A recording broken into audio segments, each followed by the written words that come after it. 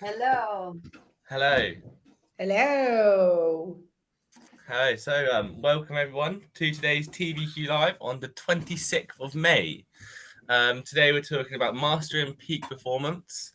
This is a podcast or a live that comes about every second Tuesday and fourth Tuesday in the month, and it's based on Rena's book, The Brilliant Quotient. So, I'd like to pass you over to our leaders, our hosts, Maria and Rena. Thank you so much, Charles. And thank you, everyone, for taking some time out of what I know are busy schedules. For those of you who are familiar with TBQ Live, we talk about current challenges and look at some solutions, start some conversations so we can push that needle forward in the world of leadership. As Charles rightly said, it's based on Rena's book, The Brilliant Quotient, which actually leverages 9 levers to outperformance.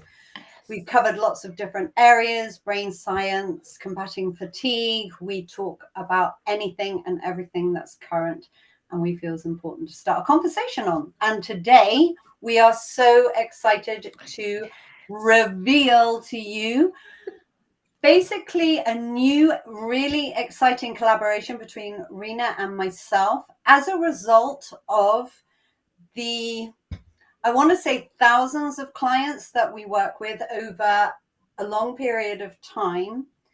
What we have found is there are some very familiar challenges.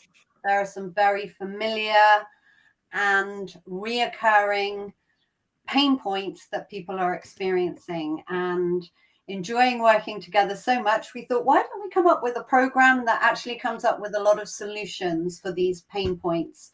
It's an unpredictable world. Things have been difficult. We're coming out of those difficult times and we want to contribute, adding value to getting people to where they want to be. So we have developed a program called Mastering Peak Performance.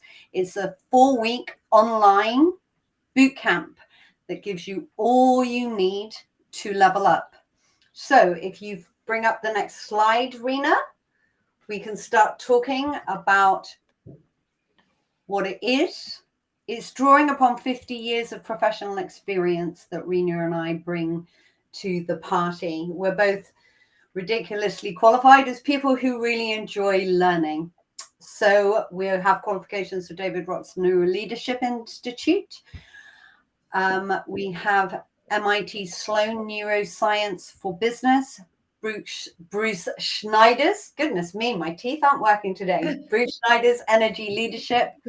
We draw upon transactional analysis, which always gets my teeth, and emotional intelligence, all of which people recognize as being very, very important. One of the things that we do is we do a unique synthesis. So if we bring up the next slide, let's look at who it's for. And I think so. Before you do that, I thought I'll just jump in and add was what's quite interesting in the work that why Maria and I decided to work together is that we come in from pretty diverse backgrounds ourselves, which adds on to the whole element of offering some interesting perspectives to our clients and also for the people who'll be joining this program. So Maria comes with an amazing decades of experience working in education, so really understands the whole concept of learning, also does a lot of work on mental health, which I absolutely adore, and it's such a topical issue right now. And she's working with some clients on that particular field. I come with a corporate HR background, having worked with leaders across 26 countries and working with people at different inflection points. And now, of course, working with board members and CEOs as well. So it's a nice mesh, I think, Maria, which I really like about the way that we are working together and creating something which is pretty wholesome, but comes in bursting with amazing insights and perspectives for people who want to learn. So on that note, I will hand over to you to talk about what might be the outcomes. Okay, brilliant. Thank you. One of the things, as Rena just said, we come from very different backgrounds and very different cultures. And I think it's really important to mention that our entire program is woven through with ancient Ayurvedic practices and principles.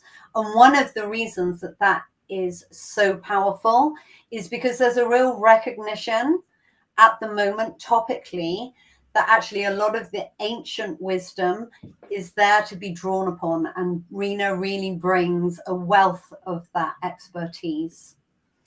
So what we have by the end of the program, you will have developed a roadmap to your future visions with clear goals. It's about identifying, uncovering, discovering, where do you want to be next? This program is for people who have already established professional careers. This is about people who have a wealth of expertise. However, where do they go next? What are they looking to do next? What's the legacy they're looking to leave and create, having gathered all their experience and expertise? So we're going to, as part of the program, we're developing a roadmap so you know, hold on, where do I want to be and how do I get there? Because we need clear, specific goals. Both of us come with such a passion for neuroscience and all the findings coming out of that field, and how to get the best out of your brain, and specific goals really, really work.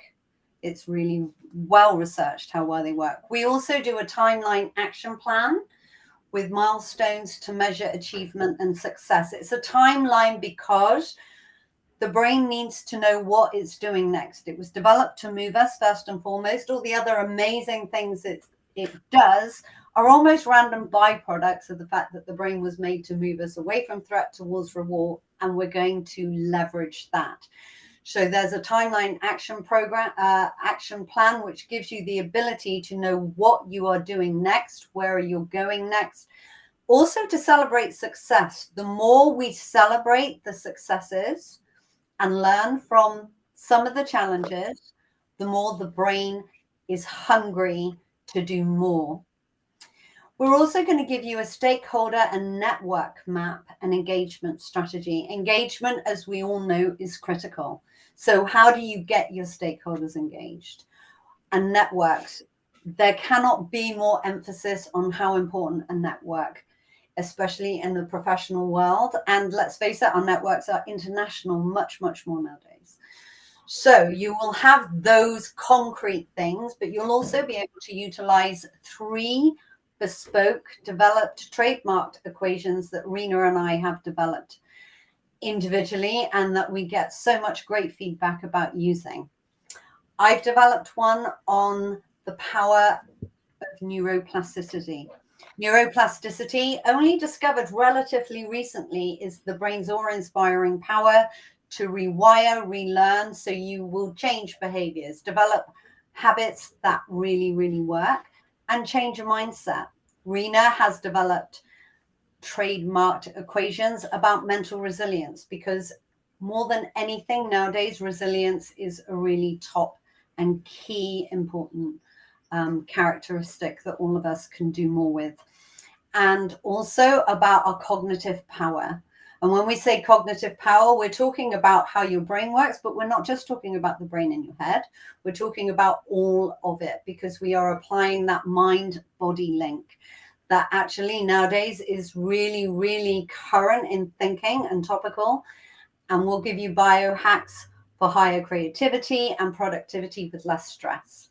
And actually, stress is something that I'm almost tired of hearing about the word stress, just because there's good stress, there's too much stress. And I think all of us have recognized that actually burnout can be something that some of us accidentally move towards, and we're giving you a roadmap to move in the opposite direction. We're lessening the stress. We're also going to create a strengths formula. Knowing your strengths is one of the most, I found it personally, Rena introduced me to the Strengths Finder. I found that I leveraged and maximized my peak performance so much more once I could focus on the strengths that I knew I had, realized and unrealized. So we are giving you a strengths formula that is unique to you, because everyone's strengths and the combination of how those are put together are entirely unique. We're also going to be applying principles to seamlessly influence, lead, and engage stakeholders. As I said, engagement is key to not only us getting the most out of other people, but also getting the most out of ourselves. Our brains are so much better when they're engaged with other brains. It's one of the reasons that Rena and I just really enjoy working together. We bring such different things and we inspire higher thinking than we would if we individually did it. So that is what you would get at the end of the program. Who's it for? It's for established professionals who have been in the corporate space for 10 years or more and are looking, where am I going next? We're also encouraging people to come who are specialists or technical experts who are moving from their unique and specialist expertise and are now leading teams, which is a different skill entirely, and something that we really encourage people to look at as a real discovery in themselves of how to lead people. We're different when we are leaders, and it's a very exciting journey to take. We're also bespoking this program for entrepreneurs who are about to scale up, because so many people, entrepreneurial ventures are one of the biggest growth industries at this moment in time. And so many people have done so well, they're now scaling up, they're looking to hire. So those are the people that we are aiming our program for. We are, as we say often, offering a unique synthesis. We're doing applied neuroscience and cognitive skills. We're using the 7 lenses of energy leadership. Rena, can I bring you in on that one, as that is your specialism? Absolutely, very happy to. So, one of the things that I have been doing a lot in my erstwhile days in corporate HR for about 22 odd years before I became an entrepreneur and a coach was to use different personality assessments and different kind of assessments that I use in organizations to help people understand more about who they are and to raise their awareness. And as we know, that's the fundamental step one, is to do a diagnostic and understand who you are. However, one of the issues I've sometimes had with some of the assessments, some of them I adore, like the MBTI, is that they tend to box people into and label them. And I sometimes resist that because I think we are so much more a spectrum, where we kind of have different elements in us. And what drew me to this particular assessment and what it will bring to the people is it offers people an opportunity to really understand how they think and what kind of leadership style do they deploy at different aspects of their life. And specifically, it gives them, and it kind of literally, it's like a mirror. And it's a mirror that reflects back your attitudes as a leader when you're under stress and in your day to day. So you can actually understand how you're experiencing stress and therefore what kind of thought processes can you have or not have so that you could be far more influential and have a far more energetic presence. So it's quite a powerful tool to understand what I often call what is hidden in plain sight, is to really understand and get some data points on how you can work it out. So that's something that I think will bring huge value to leaders who are in this inflection points, because it almost kind of unlocks things that is holding us back. So I can go on about it, Maria. I shall hand back to you. Thank you so much. And yeah, as Lena attests, it is such a powerful lens through which to view ourselves and other people. We're also going to bring in a great deal of emotional intelligence around how we regulate our internal emotional landscape, because it is key. The brain works on emotion, how we feel first and foremost, then how we think. Although sometimes it's outside of our awareness. We're 95% subconscious. So it's also about knowing that how your powerful emotions can be leveraged for you, but also sometimes we all experience where it works against us. So we really unpack what emotional intelligence is, and then give you some really effective, elegant, and simple tools to make sure that you are driving your emotional landscape and it's not driving you. We also bring in applied transactional analysis. Now, I have been trained in this. It was probably the first qualification I took in the professional arena when I went into working with people to maximize their performance. And transactional analysis really gives us an insight into some of the subconscious parts of us that we're not even aware of, that actually were hardwired into us when we were children, but also that we reinforce in our behaviors and our everyday life.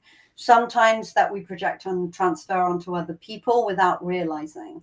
So using transactional analysis, as Rena said, is actually the lens through which you can start to really take a deep dive into what is hidden in plain sight, so that you get the ability to really leverage who you are, as well as diminish those parts of you that may be getting in the way. Because one of the things that I've come across, and I've spoken to, I'm aware Rena's clients go through the same, there are times of imposter syndrome in certain people, which actually has nothing to do with the reality in the here and now. So we take a deep dive into transactional analysis, not just as a tool to allow you to maximize your peak performance, but also to give you some real insights and self-awareness, because self-awareness is absolutely key to our performance. As we've mentioned, we do the mind-body correlation to sustain that performance, because I think all of us have experienced that moment of real motivation and drive, and off we go, and then it diminishes. What we want to do is give people the skills to ensure that there is a really high level of sustained outperforming. So, and then the last thing we do, I can't see the last one on that, Rena. Thank you so much. Strengths identification and maximization. Taking an assessment around your strengths is, as I've already said, one of the most powerful things you can do.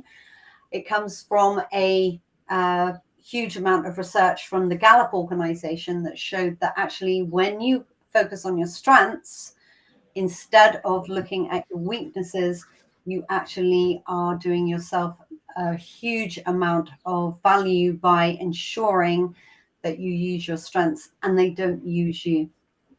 Okay, I think I have covered everything that we're using and everything that we're applying. I want to hand over to Rena now to give you some examples of why we know as experienced and seasoned coaches, they actually really work. Over to you, Rena. Thank you so much. And I think so, one thing which I would just add on, which I think is quite clear, but just to almost underline the point, is that when people are going to experience these concepts, it's going to be very real. So we're going to be talking about the actual challenges you are facing, because as you could well imagine, when you look at the people target audiences that we're looking at working with, they have unique elements that they experience, unique experiences. So that's the word I was looking for.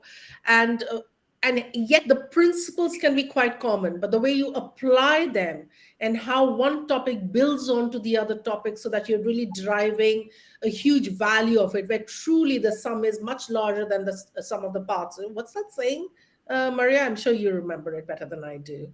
The sum is greater than the sum of the parts. So it becomes greater than the sum of the parts. I'm sure some of our listeners got it spot on when I was trying to fumble through those words. So that's really kind of what we're really wanting people to experience. But this is just a taste of the kind of topics that we're going to be covering in. So in the next few slides, what I'll be intrigued to do is talk you through 3 scenarios. And when I'm talking you through these 3 scenarios, what I'd love you to do is to almost reflect that if you are in that particular kind of space, what is it that you're experiencing? And what is it that you're looking for? That would be quite cool, and something that you can actually maybe walk away with right after today's conversation as well. So let's look at the first scenario, which is that of a business owner who's at scale up. So if you are a business owner at scale up, I invite you to think about some of the points and narrative that I'm going to go through. And this is, I'm picking up situations from 2 specific people that I work with more, but I'm trying to really give you a summary of 2 cases that I have kind of worked in the last 1 year. Now, when these business owners were at scale up, one of them had a team size of about 5 people, and they were looking at growing their business and making it big. So they were doing well. They had got some amazing responses from customers, and they wanted to make it into a bigger setup. They were looking at going in for Series A funding, and they wanted to start getting their act together. So that was one particular scenario. And the other case that I'm thinking about is a business owner who had about 2 different properties and had a team of 15 people, and they wanted to expand their business and take it to the next level. and literally wanted to see the business expand. So two slightly different kind of scenarios. Yet some of the things were quite common. And what we often see is that when business owners are at scale up, they have got some things going for them. One is their level of excitement. They are so excited about the journey that they've been through, and they're really kind of working through and looking forward to how they can really grow their baby, if that's the word I can use, and really kind of see the baby flourish. And so there's a lot of commitment, there's a lot of excitement. They've seen a track record of having actually created value and had the right kind of impression with the customers. So they're quite spurred on. They're also very resilient people because they're starting a business, as those of you who are starting up a business can be quite challenging and equally quite exciting as well. And so often they've now begun to realize that the excitement is threaded with anxiety and survival at times. So sometimes you're literally firefighting and getting the work done. You're a little anxious and excited. So that's the situation that they were in when they came and had a conversation with me, sorry. And when we started unpacking what is it that's really something that might be things that they want to start looking towards as they see their business scale up, these were the kind of elements that started coming up. So one was, well, actually, once the business grows, their role of a startup founder changes. They're probably going to be the CEO. They're going to have a larger team. One of them was looking at having more than 50 people. The other was looking at 15 people. So almost started thinking, what's my talent strategy? What kind of culture should I create within the organization? Because I really want to see my business scale up. So that's some of the thinking processes that starts coming in, which starts giving them an idea about, oh, actually, my role needs to change. I need to reframe the way that I'm leading my business. Then they start thinking about, oh, if you're going to get Series A funding, then we need to start reporting to investors and setting up a board and maybe hiring people on the board. And so now you're suddenly seeing yourself move up a notch and work as an executive who's now not only managing their team of a small team, but a larger team and an upwards board that they're going to be reporting into. Then they're talking about thinking about time management. That's the other challenge that starts coming in because the workload has suddenly become much more and it's become more complex. So it's about how do I manage my time? And then there's all about actually how do I manage my team and productivity issues as well, because they really think that now they need to let go of work and let them do the work. And somewhere at the back of the mind, because they know it's an anxiety, survival, excitement, they're beginning to have thoughts about what about my well being? How do I manage myself? How do I make sure that I'm not moving into burnout? In fact, one of them was very close to experiencing burnout as well. So, how do I manage out because the workload is going to really increase up?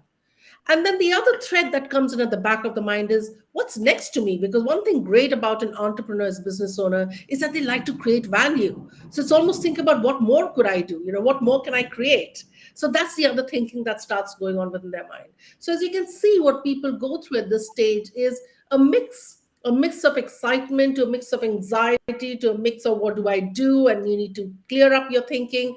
So when we work with them using some of these tools, what has really helped out the people and the kind of feedback they've given is some clear ideas around how do they manage their well-being. And we all want to I guess what Maria and I would like to tell you is that well-being and stress management doesn't just happen by chance. Yeah. It's quite intentional. It's an intentional skill that we invite leaders and anybody to actually pick up and bring into their entire skill set almost, because it's such a stressful time for everybody, and for a business owner at scale up it gets even more multiplied. So to be intentionally looking after your health, and that's where the mind body hacks comes in, that's about resilience comes in, all of those aspects. So there's some work that really kind of happens whereby they experience that of saying, yeah, now I've got my act together, I know how to manage myself in stress. Then it's about executive gravitas. How do I operate at that next level? Because I'm no longer a startup founder. I'm the CEO or managing director of a company. So I need to operate at a different level, i.e., my energetic presence needs to be different. There's some elements around energy leadership and how you're viewing it. A lot of concepts from applied neuroscience come in, whereby you start influencing and being more of who you are. You do it with skill and mastery, so it's landing in the right way. Then this whole thing about letting go. How do I make sure that I let go and let my team manage out their work? How do I make sure that I'm not holding on to stuff, I'm not supervising too much, and how do I create that trust and collaboration kind of a culture within the organization, which again requires a good awareness about what your values are, what your strengths are, what are the mental blockers why you're not being able to let go, what are the subconscious drivers that is holding you on, because under stress, that's what happens, all of those spark up. So you really kind of learn how to do that particular aspect as well. And then to do a little bit of a visioning and understand what's my big role. Murray used the word called legacy, and that's so important for business owners to really think, what's my vision and purpose? What kind of a business do I want to leave behind before I start my next business? What kind of a brand do I want to create? And that's why network and stakeholders become so important, because it's about tapping into and working with the community. You're not solo. You work customers, suppliers, community. So what kind of a brand do I create? What's my role really? Because it's no longer just the small. So we expand the vision of the individual and then really kind of make them excited and refreshed and re-energized to kind of grow. So that's one case study of the where they are and where they get to when they're business owners per se. Just before you yeah, go on. Just before you move on, one of the things that I think is so important is that excitement, anxiety, seesaw. It's the same chemistry, but it's about framing, and one of the things that's so important and really is a focus of the program that we're delivering is how to reframe in a way that really allows you to get the very best out of yourself. Brilliant. Thank you so much, Rena. Next. You're very welcome. You're very welcome. I'll hop on to the next one. And one of the reasons, just to quickly say why we are specifically interested and excited about working with business owners, apart from the fact that we are business owners ourselves, this is the era of entrepreneurship. Yeah. So we are really keen to work with business owners and help them really navigate the landscape and become transformational leaders. Because honestly, my personal belief is they're the people who are going to make a difference. Because sometimes when you look at large organizations, there's so much of, but let's not get into that story. So it's really kind of developing and helping business owners become transformational. So that's a huge opportunity, and we look forward to us for this program, almost like a boot camp, as it says. Okay, so here's another case study. And Murray, I'm just thinking that in case I don't get a chance to do the third one, maybe we can pick up in the next one that we cover off, right? Cool. So give me a check on time in case I go overboard. So here is a scenario that is, again, very typical. Having worked in the corporate business myself for about 22 years, A, I have been through it. B, I have been responsible for a lot of people who are going through it. And here's the exciting bit about established professionals who are at that 10 plus mark. Well, some people call it the 7-year itch, and it kind of starts after that. But really, I've often seen people might start having the itch at 7 plus years where their career is concerned, or where to take it next. But really, when they start getting a little anxious at the 10-year mark, they're like, wait a minute, it hasn't really changed. I need to do something about it. So here's the scenario that I have experienced far too many times with clients. These are individuals who are firstly high performers, and they've probably been targeted as high potential talent. So this is not a performance issues. These are people who are really doing well within the business. But the questions that are coming up to them at this moment of time, and it may be triggered for different reasons. And if you're one of them, I wonder which might be the reason. So one thing that's being triggered up to them is that, am I visible enough? I've had 10 years of experience. I'm a high performer. Am I being noticed by people who need to be noticed, not just within my function, but maybe people from in other functions as well, or maybe by people who are at the top leadership positions? So they start asking that question because they know that they have so much more to give. Remember the word high potential. So these are individuals who know they can give more. The second thing that crosses the minds of people is around promotion. Now, sometimes it gets triggered because they see other people being promoted and they are not being promoted. And they're like, what's wrong with me? Why am I not getting promoted? I know I can do the same kind of work. I know that I have been able to manage profit loss accounts or large teams. So why am I not getting promoted? Or maybe they're thinking about, what is my next promotion? I'm growing really well and I'd like to be promoted next. So it's either. So there's always something about accelerating their career. Or they might be thinking about, especially when they start thinking about the next 5 years, is where is my career going? And nowadays, one of the words that we're using a lot in corporations is no longer is the career trajectory upwards. It's what you call a lattice career. So it's really about picking up different skills, moving to different departments. So you're kind of almost moving around the organization as you move up, or indeed when you broaden your portfolio. So some people might say that I don't want to kind of become the CEO or the top director. I just want to become a specialist or a generalist, but I want to pick up 5 different skills. So it's really they're getting into that phase whereby they're trying to really understand what is their skill set, what are they really good at, how can they accelerate and really to do more and give back more, because they're almost kind of being held back. Some of the people are also thinking about confidence, because it might be because they're not being able to see the promotion, or they're not being visible, or they realize that they're not being invited for some of the projects and they know that they can do a lot, or indeed they have been given a chance to suddenly manage complex projects and they're suddenly thinking, ooh, I'm a bit out of depth here. So there's a confidence lack, and the word that Maria used about the imposter syndrome. And often I must say that though I've had men talking about it as well, often a lot of women leaders who are given new roles and are given high impetus suddenly have this confidence imposter syndrome that kind of keeps that. And confidence is a very, very if, for lack of a better word, it's a very biology concept. And that's one of the things that we demystify in this program is what is confidence? It is not about having your space or kind of sitting and having the loudest voice in the room. It's something much more. So confidence starts playing up for individuals as well. The other element, which is a question mark for people at this age, is how do I influence upwards? Because probably these are individuals who have already been managing their teams, they have it within their peer circle, but suddenly they're now working with people who are not just their senior direct reports, but 2 levels up, 3 levels up. They're getting a chance to connect with those individuals. And it's difficult sometimes to learn how to influence them. It is a new skill set. And it also can reveal a lot of gremlins inside us. It can lead a lot of biases inside us. So there's some of those things that we'd like to unpack and work with individuals as well. And at the end of the day, it's about really being futuristic, and they're asking themselves is, what is my brand? Who am I? And if I was to take my career outside this organization, what is my brand? Who am I as an individual? So those are the kind of thoughts that start coming up. And as a bottom line, what I would like to say is that these are individuals who are high performers and are wanting to take their professional life to the next level. That's what they're trying to get a definition on.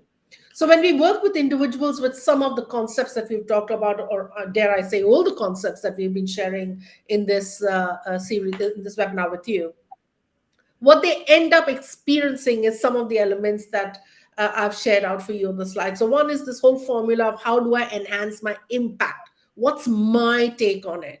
What do I do so that I can be far more confident? Literally, the word fearless confidence is what individuals say, and it's a lovely word. I love fearless as a word person. So it's really having that confidence whereby you're really comfortable in your own skin, but you're playing yourself with more skill and mastery. See, that's the same phrase I used in the previous case as well. So there's similar principles and the similar outcomes, but you're doing it, and the journey to get there is different because everyone is unique. Everyone's brain is unique as well. Interestingly, physiologically it's the same, but it operates completely different. Then we're also talking about them having clarity about their career trajectory. Where do I want to go? And it goes back to the point that Maria was talking about, is one of the principles, one of the things that the brain loves is simplification. So when you simplify things to the brain and saying, that's the direction that I'm wanting to go, literally you can kind of find that you're making far quicker progress. When you couple it up with strengths, it's brilliant. And the other thing that they suddenly start noticing is that, wait a minute, because they're playing to their strengths, they're so sure about their brand, they're expressing themselves in the right way, they're far more confident, they're being recognized, they're getting the growth that they really wanted, they're being able to engage their seniors in a much better way. So those are some of the elements that people start experiences when we cover some of those concepts with them. Maria, I'm going to ask you to jump in and share some of your insights working with this kind of an audience and build on it. So one of the things that I think a point that you made that there seems to be women that I work with do have a more questioning experience of their confidence. I've really noticed that. The other thing, though, that I've also seen is that getting to a certain level, it is a little anxiety provoking to influence upwards because you are used to being in an upward position. So actually it can bring out some unrecognized, hidden biases or perhaps limits that we impose on ourselves. And I think more than anything, one of my real passions is we are limitless, but we don't always feel like that. And I think it's feelings that are on a spectrum. So yeah, that's what came up for me when you were talking about that, especially with the fintech I'm working with at the moment that's scaling up, but I'm also doing the C-suite. I'm actually, both of the case studies has really resonated with some of the things I'm hearing.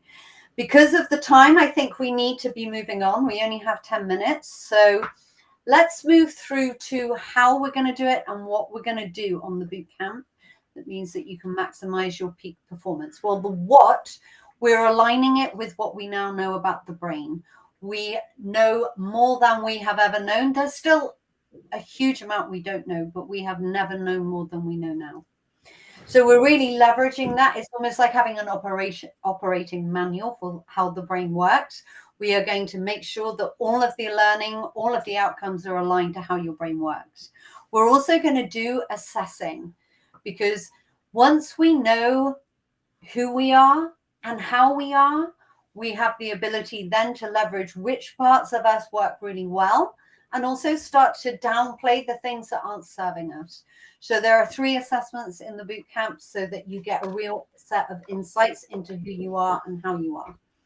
We also use, between Rena and I kind of want to say thousands of strategies. It's probably not. It's probably hundreds of strategies, but from very differing backgrounds, we have a huge amount of tools, which also mean that if some of the tools aren't landing with people, we've got another 30 that we can be offering. It's very bespoke, and it's also about practice.